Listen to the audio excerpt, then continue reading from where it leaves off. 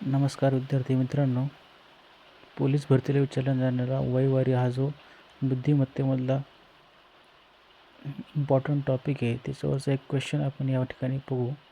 आता प्रश्न काय बघा, 10 वर्षापूर्वी मुलगा व वडील यांच्या वयाचे गुणोत्तर 1:7 होते, परंतु 10 वर्षानंतर त्यांच्या वयाचे गुणोत्तर 1:2 होईल, तर वडिलांचे आजचे वय किती? वडिलांचे आजचे वय किती ते विचारलेले आहे आपल्याला. आता काय म्हटलं आहे, मग ह्या पद्धतीने आपण एक चार्ट तयार करून घेऊ. बघा, मुलगा आणि वडील यांचे 10 वर्षापूर्वी वयांचे गुणोत्तर किती होतं? 1:7 म्हणजे 1:7. मुलगा आपण इथे एक्स मानू आणि वडील म्हणजे 1:7. मुलगा एक्स तर वडील 7x. 10 वर्षापूर्वी त्यांच्या वयाचं गुणोत्तर ह्या पद्धतीने आपण हा चार्ट इथं फ्रेम करतो आहे. बघा, मुलगाचं जे गुणोत्तर आहे ते 1 आहे आणि वडिलांचं 7 आहे, 1:7. त्याच्यामुळे मुलग्याचं जे वय आहे ते आपण एक्स मानले, एक्स आणि वडील त्याच्यामुळे 7x.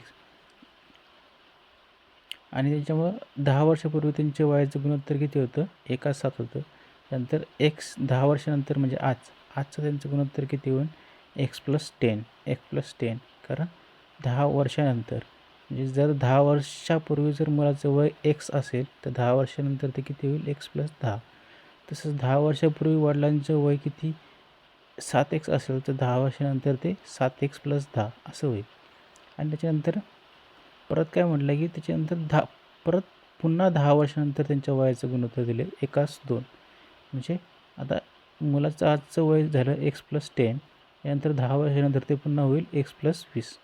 म्हणजे ह्या 10मध्ये 10ची ॲडिशन होईल. 10 वर्षानंतर त्या मुलाचं वय किती होईल? x+20. त्याच पद्धतीने वडिलांचं सुद्धा आजचं जर वय 7x+10 असेल तर 10 वर्षानंतर 7x+20. तर हे 10 वर्षानंतरचं गुणोत्तर आपल्याला दिलं या ठिकाणी 1:2 एवढं दिलं आहे. ह्या 1:2 या गुणोत्तरावरून आपल्याला एक्सची किंमत या ठिकाणी काढता येईल. मग आता गुणोत्तर म्हणजे काय? भागाकारामध्ये असतं. म्हणजे इथं x+20 हे जे 10 वर्षानंतर मुलाचं वय त्याचं गुणोत्तर आपण इथं या ठिकाणी काढणार आहोत. एक्सची किंमत त्याच्यावरून आपल्याला निघेल x+20 भागिले 7x+20 यांचं वयाचं गुणोत्तर किती? 1/2. आता साध्या पद्धतीने आपल्याला मल्टिप्लिकेशन करायचं आहे, क्रॉस मल्टिप्लिकेशन.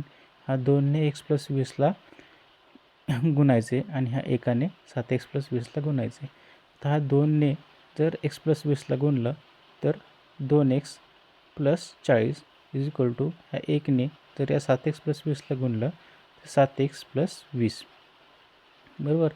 आता हे 2x आणि 7x आणि हे 40 आणि 20. आता ह्या 2x आणि 7x एका साईडला आपण घेऊन येऊ, डाव्या साईडला. 7x - 2x बरोबर 40 - 20. आता याच्यामध्ये 5x बरोबर 20. x = 20 भागिले 5. आता इथे एक्सची किंमत किती आली? 4. म्हणजे एक्स काय? तर हे मुलाचं वय. तर मुलाचं वय किती? एक्सची किंमत 4 आलेली. बरोबर. आता विचारले का आपल्याला काय? वडिलांचे आजचे वय किती? आजच्या वयाचे समीकरण काय? वडिलांचं 7x+10. त्याच्यामध्ये एक्सची किंमत आपण इथे टाकून देऊ. 7 × 4 + 10 = 28 + 10 = 38. म्हणून वडिलांचं आजचे वय किती? 38.